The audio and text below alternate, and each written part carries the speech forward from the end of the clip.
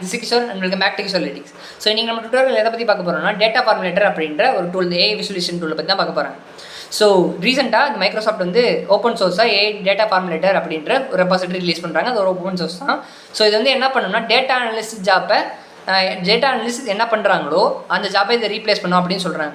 So இது வந்து data analyst ஆக்சுவலாக என்ன பண்ணுவாங்க, ஸோ டேட்டா இருக்கும், அதை எக்ஸ்ட்ராக்ட் பண்ணி இடிஏ ப்ராசஸ் பண்ணி அனலைஸ் பண்ணி ரிப்போர்ட்டாக பிஸ்னஸ் இன்சைட்ஸுக்கு கொடுப்பாங்க.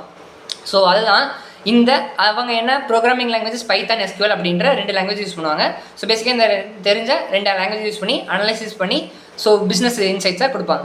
ஸோ ஆனால் இந்த டேட்டா ஃபார்முலேட்டர் என்ன கொடுக்கும்னா, ஸோ நம்ம ப்ராம்ப்டாக இன்புட்டாக இங்கிலீஷ் பிளெயின் இங்கிலீஷில் கொடுக்குறோம். அதை வந்து சார்ட்டை அனலைசிஸ் பண்ணி லைக் லைவ் ரிப்போர்ட்ஸ் சோஷியல் கம்யூனிட்டியில் ஷேர் பண்ணுறது எப்படி என்டையர் ப்ராசஸாகவே பவர் பிஐ மாதிரியே இருக்கும். ஸோ பிளைன் ப்ராம்ப்டை கொடுத்து நம்ம எப்படி அனலைசிஸ் பண்ணிட்டாவே அப்படின்னு சொல்லி தான் இந்த வீடியோவில் பார்க்க போகிறோம். ஸோ இந்த வீடியோ ஃபுல்லாக இன்ட்ரெஸ்டிங்காக இருக்கும். ஸோ கடைசி வரையும் இந்த வீடியோ பார்க்குறேன். So let's get into it.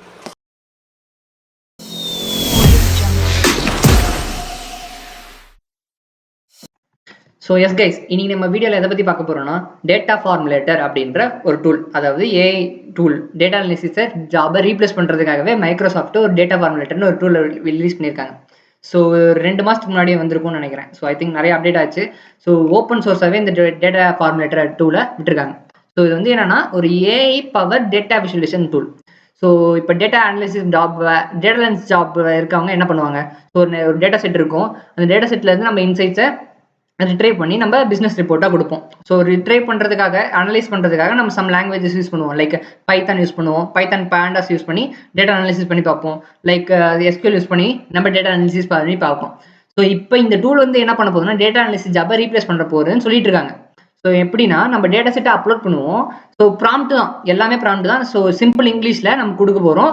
அந்த இங்கிலீஷை வச்சு அது டேட்டாவை அனலைஸ் பண்ணி நமக்கு ஒரு ரிப்போர்ட்டாகவே லைக் பவர் பிஐ இன்டர்ஃபேஸ் மாதிரி தான் இருக்கும். பவர் பிஐலையாச்சும் நம்ம ட்ராக் அண்ட் ட்ராப் பண்ணுவோம். ஸோ இந்த சார்ட்டை நம்ம ட்ராக் அண்ட் ட்ராப் பண்ணி, ஸோ இந்த சார்ட் இதுக்கு நம்ம டேட்டா இந்த எக்ஸ் ஆக்சிஸ் ஒய் ஆக்சிஸ் இந்த சார்ட் தான் வேணும் அப்படின்னு சொல்லி கொடுப்போம். ஆனால் இங்கே வந்து டேட்டா செட்டை மட்டும் நீங்கள் அப்லோட் பண்ணி இந்த சிம்பிள் ப்ராம்ப்ட் கொடுத்தா மட்டும் போதும். அதை அதுவே நமக்கு டேட்டா செட் அப்லோட் பண்ணுறது, லைவாக அப்லோட் பண்ணுறது, சோஷியல் லிங்க் நிறையா இருக்குது. ஸோ லைக் ஸோ இப்போ தான் இங்கே பாருங்க 30 சார்ட் டைப்ஸ், அதாவது 30 வகையான சார்ட் டைப்ஸ் இருக்குதாமா. ஸோ ஹைப்ரிட் சார்ட் லைக் இதில் ஏஜென்ட்டாகவும் இது பண்ணிக்கலாம், டேட்டா ஏஜென்ட் அது மாதிரி சொல்லியிருக்காங்க பாருங்க. நான் காட்டுறேன், இந்த வீடியோலேயே காட்டுவேன். ஸோ நம்ம ஃபுல்லாக ஏஜென்ட் வச்சு தான் நம்ம சார்ட்டை லைவ் ரிப்போர்ட்டே ரெடி பண்ண போகிறோம். ஸோ அதுக்கப்புறம் detailed written on new architecture coming soon போட்டிருக்காங்க. ஸோ ஃபர்ஸ்ட் ஆர்கிடெக்சர், அதாவது வெர்ஷன் 1லேயே இவ்வளோ ஸ்மார்ட்டராக இவ்வளோ இன்டெலிஜென்ட்டான ஒரு டூலை கொடுத்துருக்காங்க. ஸோ இன்னும் டீட்டெயில் நியூ ஆர்கிடெக்சர் வரப்போகுது, ஸ்டே டியூன் அப்படின்னு சொல்லி போட்டிருக்காங்க. ஸோ அவங்களே தான் போட்டிருக்காங்க. So I think data analysis job, data science job தான் தூக்கி சாப்பிட்ரும் போல இந்த டூல்.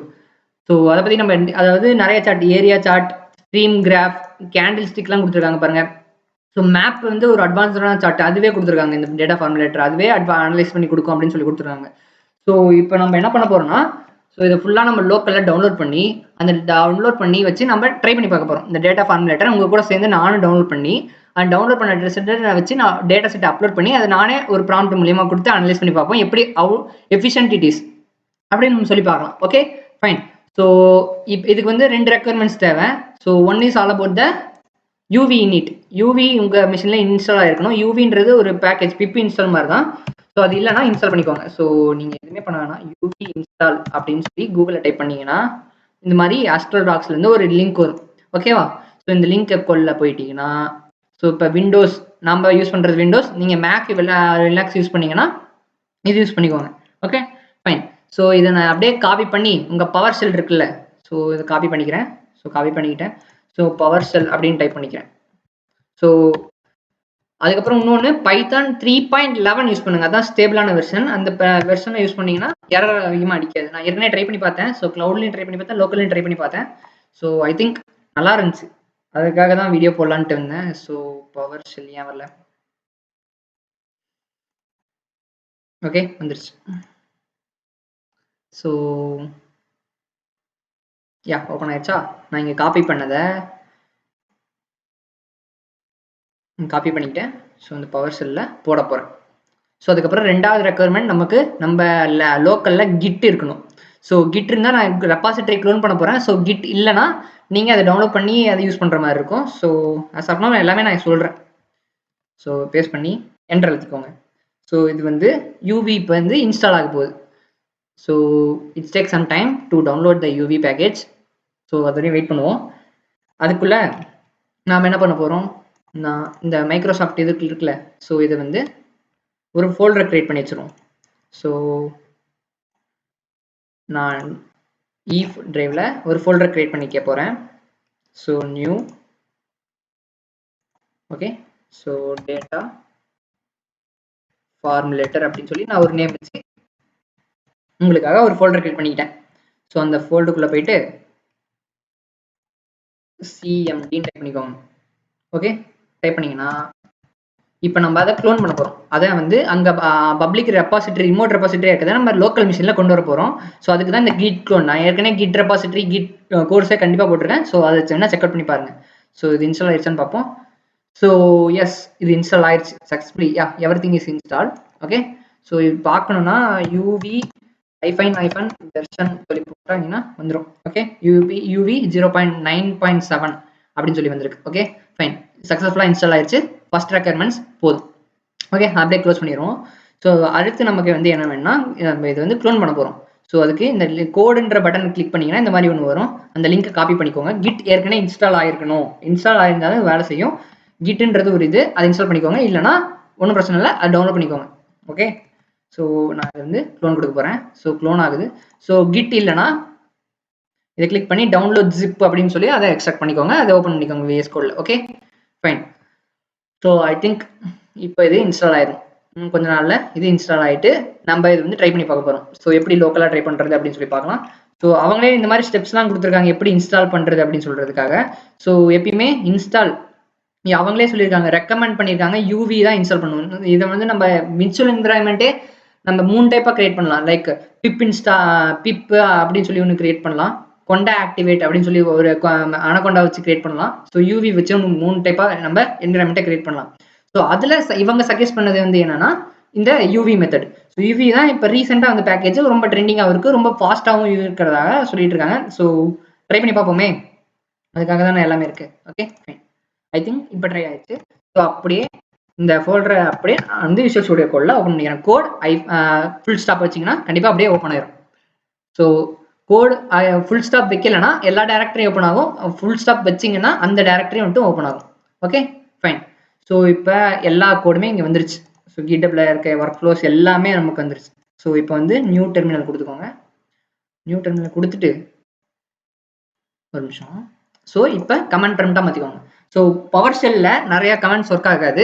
ஸோ விண்டோஸ் இதை மாற்றிக்கிட்டிங்கன்னா நல்லா வேலை செய்யும். கமெண்ட் ப்ராம்ப்ட் நல்லா சூப்பராக இருக்கும், அதுதான் எல்லாமே யூஸ் பண்ணுவாங்க. இப்பயும் அதே யூஸ் பண்ண பாருங்க. Okay fine. ஸோ இது வரட்டும். வந்துருச்சு. Okay fine. இப்போ நான் வந்து இந்த இதுக்கு போகிறேன். ஸோ இப்போ நான் இது எல்லா டிபெண்டன்சியும் ஃபஸ்ட்டு அதுக்கு போகிறதுக்கு முன்னாடி நம்ம ஒன்று கிரியேட் பண்ணணும். எப்பயுமே அவங்களே சொல்லியிருக்காங்க பாருங்கள். So use pip install for recommended virtual environment, install it in a virtual environment. Virtual என்விரான்மெண்ட்டை கிரியேட் பண்ணுங்க. ஏன் விர்ச்சுவல் என்விரான்மெண்ட்டை கிரியேட் பண்ணால், ஏற்கனவே நான் குளோபலாக ரன் பண்ணி கிரியேட் பண்ணிட்டேன்னா ஸோ சம் கான்ஃபிகரேஷன்ஸ், இப்போ நீங்கள் வேறு ப்ராஜெக்ட் எடுத்து பண்ண போறீங்கன்னா அந்த ப்ராஜெக்ட்டில் சம் கான்ஃபிகரேஷன்ஸ் எரர் வரும். ஸோ அதுக்காகவே நம்ம தான் இது வச்சிருக்கோங்களே யூவி VENV. ஸோ அவ்வளோதான், விர்ச்சுவல் என்விரான்மெண்ட் கிரியேட் ஆயிரும். Okay, so it's take some time. So time எடுக்கும். Okay fine. Creating virtual environment, activating. So இப்போ இதை ஆக்டிவேட் பண்ணணும்னா இதை அப்படியே காப்பி பண்ணி இங்கே அப்படியே பேஸ்ட் பண்ணிக்கோங்க. ஓகே, ஸோ ஏன் வரல,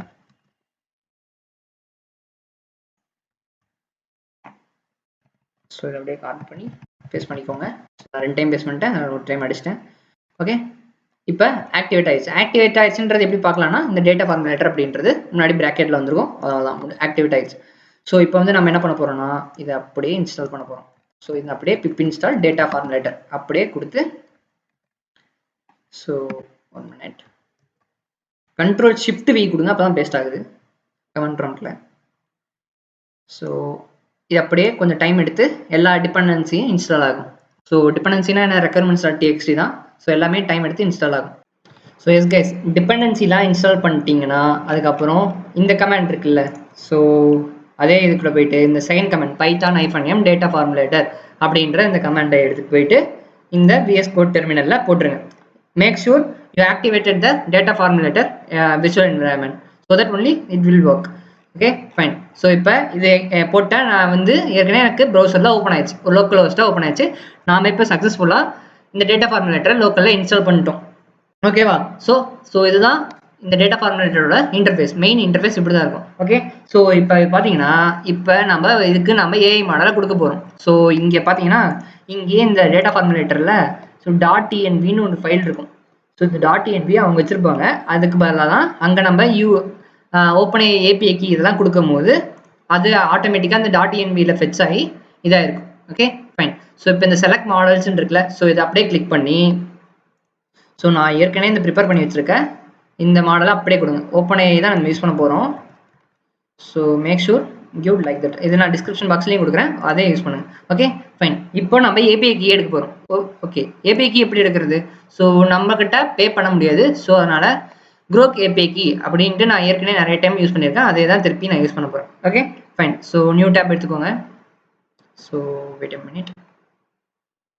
ஓகே, ஸோ நான் திரும்பியும் ஏதோ ஒரு ப்ரௌசர் எடுத்துக்கோங்க. Grok console அப்படின்னு சொல்லி போட்டு கூகுளில் டைப் பண்ணிங்கன்னா ஃபஸ்ட் வர லிங்க்குள்ளே போய்க்கோங்க. ஸோ இப்போ ஃபஸ்ட் வர லிங்க்குள்ளே போயிட்டு புதுசாக நம்ம ஒரு ஏபிஐ கீயை ஜென்ரேட் பண்ண போகிறோம். Okay fine. ஸோ ஏபிஐ கீயை ஜென்ரேட் பண்ண போகிறோம். ஸோ நெட்வொர்க் ஸ்லோவாக இருக்கு. Okay fine. நான் சைன்இன் வித் கூகுள் யூஸ் பண்ணி சைன்இன் பண்ணிக்கிறேன். ஸோ இது ஃப்ரீ தான், யார் வேணாலும் யூஸ் பண்ணிக்கலாம், எத்தனை டைம் வேணாலும் யூஸ் பண்ணிக்கலாம். அதனால் ஸோ எஸ்கைஸ் உங்கள் கூகுள் அக்கௌண்ட்டை கொடுத்து லாகின் பண்ணிட்டு ஸோ கிரியேட் ஏபிஐ கீ அப்படின்னு சொல்லி கொடுக்கணும். ஸோ இது இங்கே நீங்கள் என்ன வேணாலும் வச்சுக்கலாம். ஸோ நான் வந்து நான் நோட்டிஃபிகேஷனுக்காக ஸோ டேட்டா ஃபார்முலேட்டர் அப்படின்னு சொல்லி வச்சுக்கிறேன். ஸோ எக்ஸ்பிரேஷன் நான் வந்து ஒரு 7 days வச்சுக்கிறேன். ஸோ இப்படி கொடுத்து இங்கே சப்மிட் பட்டன் கொடுக்கணும். சப்மிட் பட்டன் கொடுத்தீங்கன்னா ஒரு ஏபிஐ கீ ஜென்ரேட் ஆகும். ஸோ அந்த ஏபிஐ கீ எடுத்து போய் நம்ம இங்கே போடணும். ஸோ எஸ்கேஸ் இந்த மாதிரி ஒரு ஏபிஐ கீ ஜென்ரேட் ஆகிருக்கும். Okay fine. ஸோ இந்த ஏபிஐ கீயை நான் காப்பி பண்ணிட்டு போயிட்டு ஸோ நம்ம டேட்டா ஃபார்முலேட்டரில் அப்படியே பேஸ்ட் பண்ணிடுவோம். Okay fine. ஸோ இப்போ இந்த மாடல் நேம் தான் ரொம்ப முக்கியமான மாடல் நேம். ஸோ லாமா இது எக்ஸாக்டாக இந்த மாடலே தான் யூஸ் பண்ணணும். வேறு ஏதோ யூஸ் பண்ணுன்னா வேறு மாடல் டிகாம்பினேஸ்டாக இருக்கும். So let me get in to this. My laptop is slow lagging. API பேஸில் இந்த URL போடணும். ஸோ இதை அப்படியே காப்பி பண்ணி Grokல இருக்க ஃப்ரீ ஓப்பன் ஏபிஐ மாடல் நம்ம யூஸ் பண்ண போகிறோம். அதுதான் இப்போ நான் பண்ணிகிட்டு இருக்கேன். Okay fine. ஸோ இப்போ ப்ளஸ் கொடுக்குறேன்.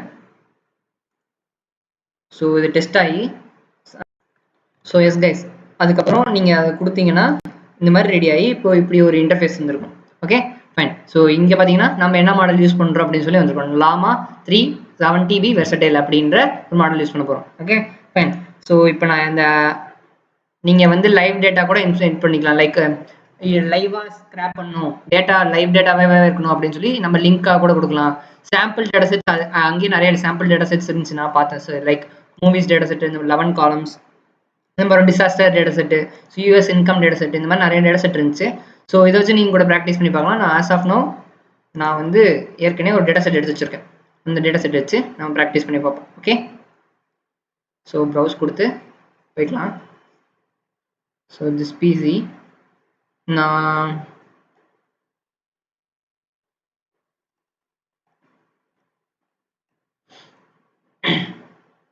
ஸோ நான் இந்த ரெயின்ஃபால் டேட்டா செட் எடுத்துக்கிறேன். ஸோ இதில் வந்து 6727 columns, 727 rows, 3 columns இருக்குது. Okay fine. ஸோ எப்படி பார்த்தீங்கன்னா இதை பார்க்கும் போதே எப்படி இருக்குது, பவர் பிஐ மாதிரியே தான் இருக்குது. ஏன்னா மைக்ரோசாஃப்ட் ப்ராடக்ட் அப்படி தான் பவர் பிஐ மாதிரி தான் இருக்கும். ஸோ அப்படியே லோட் டேபிள் அப்படியே கொடுத்துக்கலாம். Okay fine. ஸோ இதுதான் ஆஃப்டர் லோடிங் டேட்டா செட். கீழே பார்த்தீங்கன்னா நம்ம டேட்டாஸ் எல்லாம் இருக்கும். ஸோ இப்போ கீழே பார்த்தீங்கன்னா ஆப்கானிஸ்தானில் 1985 327 mm ரெயின் வந்திருக்கு அப்படின்னு சொல்லி டேட்டா செட் இருக்குது. ஸோ 6000 rows இருக்குது. Okay fine.